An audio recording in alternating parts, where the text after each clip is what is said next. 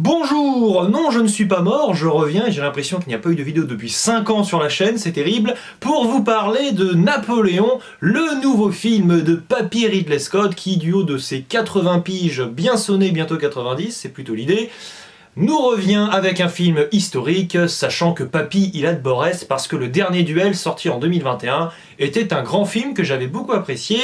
qui était mon film numéro 4 de l'année 2021. Napoléon dont je vous parle et qui est un bon succès pour l'instant au box-office en France. Alors évidemment, vous avez peut-être envie de vous dire, mais c'est même un grand succès parce que quasiment 1 million d'entrées pour la première semaine d'exploitation, c'est un immense succès. Oui, mais n'oublions pas que le film est quand même digne d'un budget d'un film Marvel de super-héros, et que là on est quand même en France, donc dans un pays qui est particulièrement intéressé par Napoléon. Donc pour moi, c'est pas du tout un raz-de-marée en termes de nombre d'entrées pour l'instant. Moi j'étais même assez déçu, je m'attendais au moins à 2 fois plus pour sa première semaine d'exploitation. Mais je ne suis pas là pour jouer Madame Irma à vous pronostiquer le box-office au gré du vent, je suis là pour être le merveilleux professionnel de la critique ciné qui visiblement est en train un peu de ramer avec son intro parce qu'il est plus trop habitué à faire tout ça. Mais on va y arriver. Ridley Scott, donc, qui s'en prend quand même un petit peu plein la figure en ce moment, c'est-à-dire que le film globalement déçoit,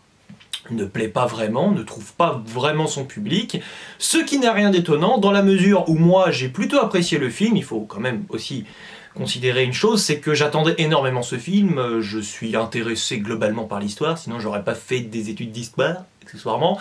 Mais Napoléon, c'est pas forcément le personnage que je connais le mieux et le sujet que je maîtrise le plus, c'est pas ça. Mais c'est vrai que Napoléon était, on va dire, l'une des dernières grandes attentes de la fin d'année. Et je pense qu'en voyant la bande-annonce, on s'attendait tous à ce que nous ayons le biopic assez classique de Napoléon, c'est-à-dire reprenons Napoléon depuis sa naissance jusqu'à sa mort, essayons de balayer tous les événements historiques en mettant un peu en arrière-plan rapidement qu'il a par exemple des relations amoureuses, et choses et d'autres, et c'est comme ça que ça pourrait se passer. Mais Ridley Scott, on le comprend dès le début du film, et je pense que c'est ce qui décontenance le public,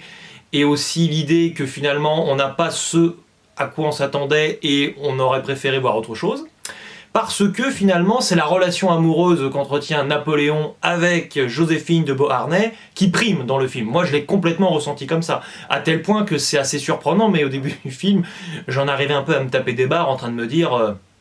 on est un petit peu dans du porno Napoléon, comme me disait ma frangine qui était assise à côté de moi, on en rigolait, parce que c'est vrai qu'on s'attendait vraiment pas à avoir des scènes de coucherie et tout cela, de manière assez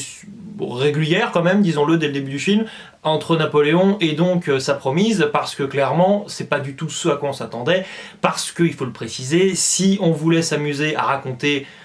le personnage historique vraiment sans se concentrer sur toute la partie intime du gaillard, on pourrait très bien faire un film de 6 heures. Bon, en l'occurrence, moi j'avoue que les films qui durent 3 plombs, ça peut vite m'agacer. Donc là, 2h30, ça me semble être un bon compromis en termes de durée. Après, il faut voir ce qu'on y raconte, hein, toujours la même histoire. J'aurais même pu voir, moi, le film un peu plus court, parce qu'avec cette démarche qui ressemble beaucoup à celle du film Eiffel, qui était sorti il y a quelques années, film de Martin Bourboulon, qui pareil avait déplu, parce que on s'attendait tous à ce que ce soit la construction de la Tour Eiffel qui soit le sujet principal du film, et en réalité c'était pas le cas. La vraie priorité, on va dire, dans le film, pour le coup, c'était la relation amoureuse entre Romain Duris, Gustave Eiffel, et Emma McKee, à savoir Adrienne. Et donc, moi, disons que je ne me suis pas senti frustré en tant que féru d'histoire par cette démarche, parce qu'on a tous un cœur après tout, et qu'on peut être intéressé par cette relation qui est, on va dire, inséré dans une grande histoire, mais là c'est un petit peu la petite histoire dans la grande histoire, c'est un petit peu l'idée. C'est pas la grande histoire avec quelques petits éléments par-ci par-là de la petite histoire. Donc il faut accepter et ne pas être frustré quand certains événements, on pourrait carrément écrire un film dessus et que c'est un petit peu montré en 2-3 minutes, voire même en quelques secondes par moment.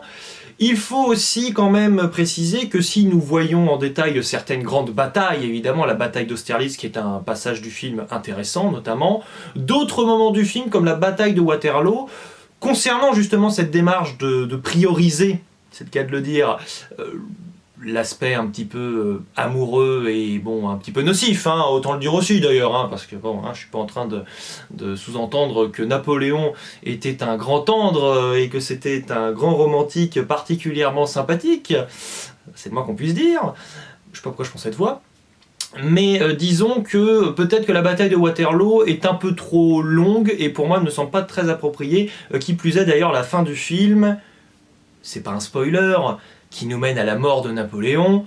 me semble aussi un petit peu bizarre en termes de voix off à un moment donné qui est incorporée. Ça me donne le sentiment que le film essaie artificiellement de conserver cette démarche de la priorité amoureuse jusqu'à la fin, mais que ça ne fonctionne pas forcément dans les faits, que j'aurais vu le film se terminer avant, justement. Quitte, entre guillemets, à passer sous couvert un événement historique donc important, comme c'est le cas de la bataille de Waterloo. Mais à un moment donné, il faut faire des choix. Ridley Scott en a fait beaucoup, malgré tout, il faut le dire, mais je pense qu'il aurait pu en faire encore plus. Moi, c'est comme ça que je perçois un petit peu la situation. Au rayon des acteurs, je trouve vraiment que Joaquin Phoenix, qui n'a pas besoin de le prouver, est un acteur absolument génial. Je me suis rendu compte que je ne l'avais pas vu au cinéma depuis Joker, un chef-d'œuvre, donc super.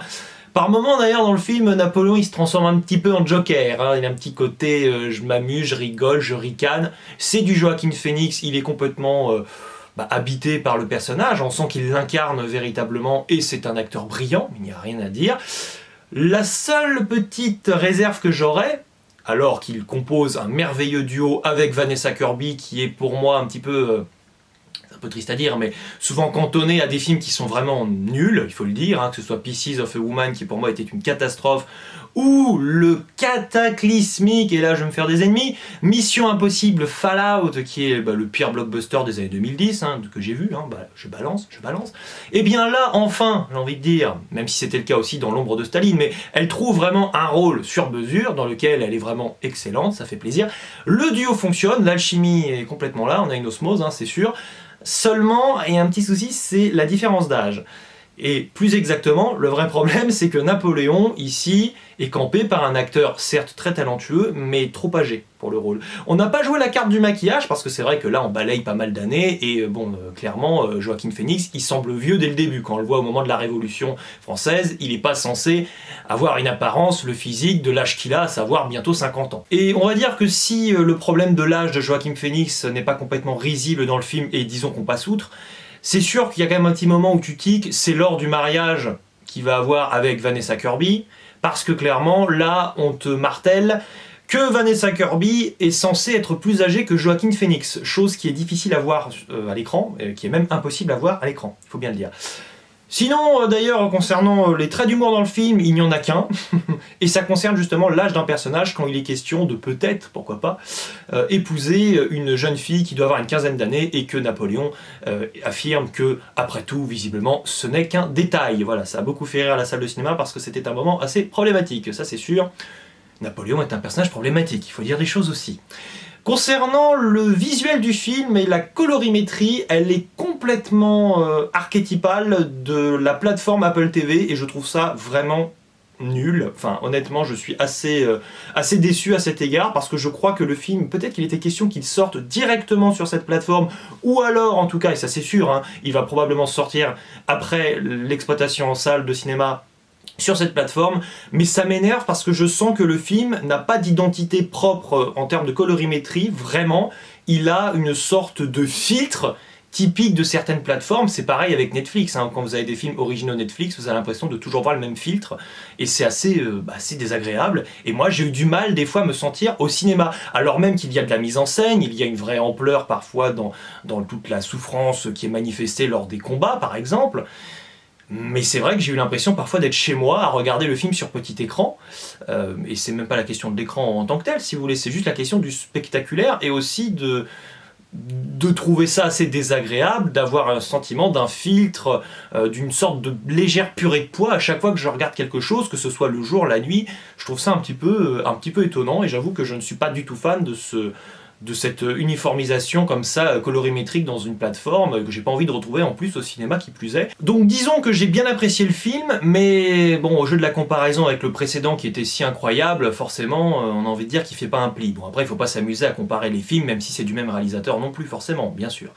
Bien, écoutez, n'hésitez pas à me dire dans les commentaires ce que vous avez pensé de ce film, nous pourrons ainsi échanger et en discuter. Il ne me reste plus qu'à vous dire ciao et à la prochaine, et à vous chanter une petite berceuse culturelle. Napoléon est mort à Sainte-Hélène, son fils Léon lui a crevé le bidon. On l'a retrouvé dans le ventre d'une baleine, en train de sucer des arêtes de poisson. Je vous ai peut-être un petit peu spoilé la fin du film, mais à peine.